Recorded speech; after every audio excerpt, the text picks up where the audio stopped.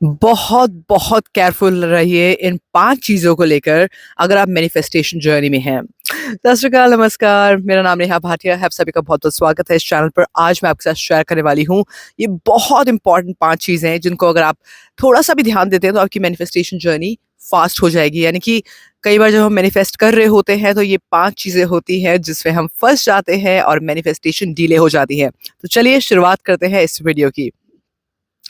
Alright, welcome ladies and gentleman to this video. And आज मैं आपके साथ शेयर करने वाली हूँ कि ये 5 चीज़ें क्या है जो कि बहुत इम्पैक्ट करती हैं आपकी मैनिफेस्टेशन पर। ओके, और जब भी मैनिफेस्टेशन की जर्नी में हम होते हैं ना, तो पता है क्या होता है कि ये चीज़ें होंगी होंगी और उसका कोई रीज़न है, और वो रीज़न है हमें टेस्ट करने का। यूनिवर्स हमें टेस्ट करता है, यूनिवर्स हमें चैलेंजेस देगा।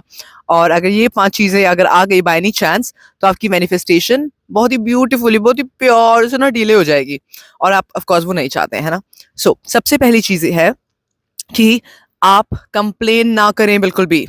अक्सर हम बहुत कंप्लेन करने लग जाते हैं, और कुछ लोगों का ना एटीट्यूड ही कंप्लेन वाला वाला होता है। वो किसी भी चीज़ में कंप्लेन ही ढूँढते हैं। मैं कई बार ऐसे लोगों से मिलती हूँ जो जिनके साथ अगर आप बैठ जाओ, ज़रूरी नहीं है कि वो बहुत सैड फ़ील कर रहे होंगे या गुस्से में होंगे, बट जस्ट उनका एक पैटर्न बना हुआ है कंप्लेन करने का। और वो एक, दूसरी बार, तीसरी बार, और कभी-कभी ऐसा होता है कि वो रोज़ नहीं करते, बट कभी-कभी उन्हें कोई एक चीज़ हिट कर जाए एंड देन पूरे दिन में ना वो सिर्फ़ गलतियाँ या गलत चीज़ें ही ढूँढते हैं। सो कंप्लेन बिल्कुल ना करिए। अब हाँ, आप कहोगे कि नेहा, लेकिन कभी-कभी सिचुएशंस ऐसी होंगी कि यू नो हाँ, करो ना कंप्लेन, लेकिन उतनी करो ना जितनी ज़रूरत है। 1% 2% करो ना, जिससे आपका रिज़ल्ट मिलता है। अगर आप कंप्लेन कर रहे हो, और कंप्लेन करनी ही क्यों है? राइट? कंप्लेन करनी ही क्यों है? कंप्लेन का मतलब है कि आप ये बोल रहे हो कि ये चीज़ गलत है, ये मेरे साथ सही नहीं हो रहा है, एंड देन आप दूसरों के बारे में गलत बोल रहे हो, तो आप क्या ही दे रहे हो यूनिवर्स में? वो एनर्जी क्या दे रहे हो? हाँ, अगर आप कुछ सिचुएशन को चेंज करना चाहते हो, गो डू दैट, या बट कंप्लेन कंप्लेन, लंबी-लंबी स्टोरीज़ लोगों को सुनाना, अपने आप को सुनाना, अपने अपने अपने साथ ही गलत कन्वर्सेशन करना, it's not going to help you, it's not gonna help you manifest, okay? So number 1 is complain, number 2 is कई बार ऐसा होता है जब हम मैनिफेस्टेशन जर्नी में होते हैं, तो कई बार ऐसी थॉट्स आ सकती हैं हमारे पुराने पैटर्न्स की वजह से, जिसकी वजह से हम बहुत सर्वाइवल मोड में चले जाते हैं। हमारा जो थॉट प्रोसेस होता है वो सर्वाइवल मोड के हिसाब से चलता है। यूजुअली नहीं, बट चलता ही है। हम में से ज़्यादातर लोग ना सिर्फ सर्वाइवल के लिए ही काम कर रहे हैं और चीज़ें कर रहे हैं, अपनी लाइफ को चला रहे हैं। तो सर्वाइवल मोड में जाने में मिनट भी नहीं लगते हैं, राइट? कोई सिचुएशन आ गई, एकदम से सर्वाइवल मोड पे चले गए। तो मैनिफेस्टेशन का जो मीनिंग होता है, जब हम मैनिफेस्टेशन जर्नी में होते हैं, तो एक्चुअली में हमें ग्रोथ की तरफ लेकर जा रही है ना? उन प्रोसेसेस को हम कर रहे हैं ग्रोथ की तरफ जाने में, अपने आप को बढ़ाने में, अपने आप को बेटर करने में। लेकिन अगर उस बीच-बीच में आप बारी-बारी सर्वाइवल मोड पे जा रहे हो, तो सर्वाइवल मोड पे जाना, तो इसका मतलब या फ़ियर आना, गिल्ट आना, even worry is a survival mode, right? तो जब आप ये सब करते हैं, तो ऑटोमैटिकली आप कोलैप्स कर देते हैं उस एनर्जी को जो आपने अभी क्रिएट करी थी कुछ प्रोसेसेस को करके अपनी मैनिफेस्टेशन के लिए, ठीक है?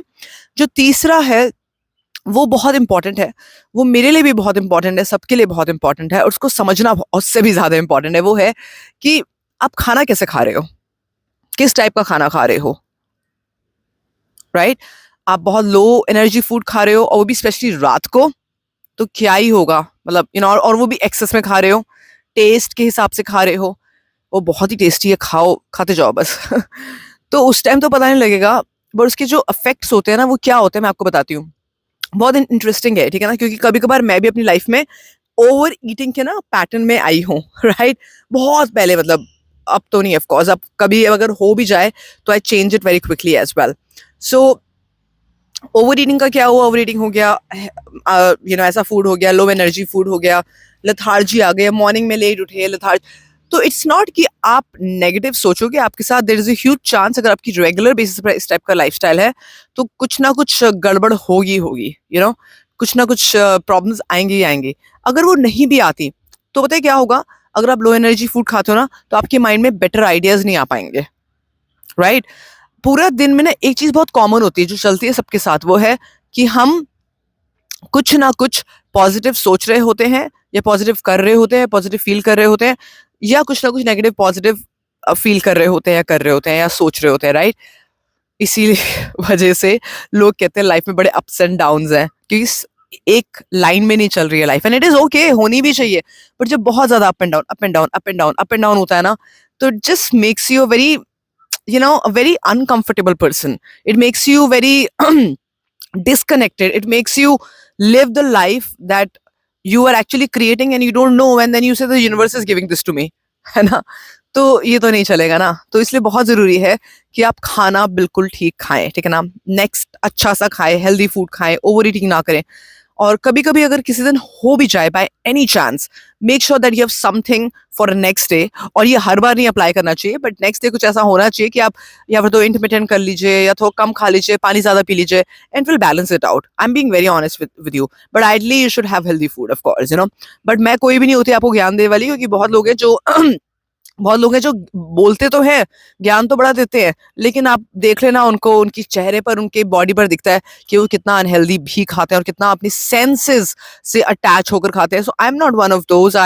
I have maintained. I look pretty young, according to my age. I look really young, and I'll be honest with you. It's mostly because of the healthy food and the diet and the yoga and the lifestyle that I have created for myself. But yes, there are moments that I do end up doing it. But I also have a solution for it immediately the next day. But I don't let it go over too much. Okay. So this is the next thing, and the next thing from this point onwards is that बिल्कुल भी कुछ violent मत देखिए, है ना? Violent अगर आप देखते हैं तो आप कहीं ना कहीं अपनी मैनिफेस्टेशन को रोक रहे हैं। एक तरफ आप विजुअलाइज कर रहे हैं मेरी लाइफ ऐसी हो, ब्यूटीफुल हो, ऐसा घर हो, और उसके बाद आप वायलेंट मूवीज देख रहे हैं या कुछ भी वायलेंट आप कुछ भी एक्सपीरियंस कर रहे हैं अपनी लाइफ में। What is the point? It's conflicting, your mind is going to get confused, right? So violent content को बिल्कुल अवॉइड करें, वायलेंट लोगों को बिल्कुल अवॉइड करिए। हाँ, कभी कभार होगा कि आपको कुछ ऐसे वायलेंट लोगों के आसपास होना पड़ेगा, वो रिश्ते हैं, उनको ठीक कर सकते हैं, बट उस टाइम आप क्वाइट रह सकते हैं या एक बहुत ही हेल्दी कॉन्वर्सेशन कर सकते हैं, ठीक है? जो लास्ट है, जो मुझे बहुत बहुत बहुत पसंद है, कई बार ना हम अपने ऊपर बहुत डाउट करते हैं, और डाउट एक बहुत बड़ा किलर है, बहुत ही बड़ा किलर है हमारी मैनिफेस्टेशन का। क्योंकि जब हम अपने ऊपर डाउट कर रहे हैं तो उसका मतलब हम अपनी मैनिफेस्टेशन पर, हम अपनी यूनिवर्स पर डाउट कर रहे हैं।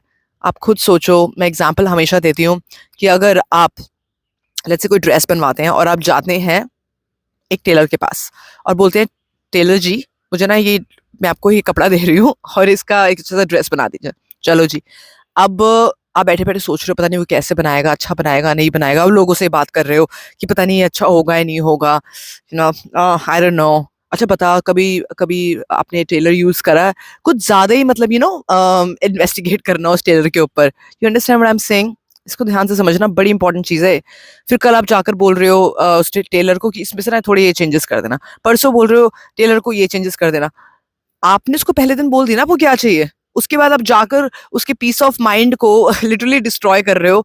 वो ऑफ कोर्स आपको पीसेस में ही वापस दे देगा आपका जो ड्रेस मटेरियल है, लेकिन ड्रेस नहीं देगा। पता है क्यों? क्योंकि आपने उस पर ट्रस्ट नहीं किया, राइट?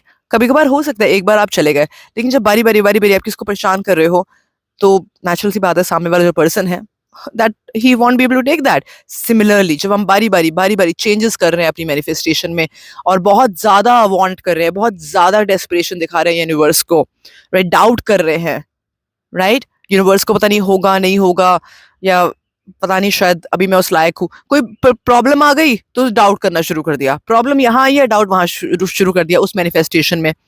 नहीं, उस टाइम आप बस खुश रहें, हैप्पी रहें, जो हो रहा है ठीक हो रहा है, उसको थोड़ा सा चेंज करें बट डाउट ना करें।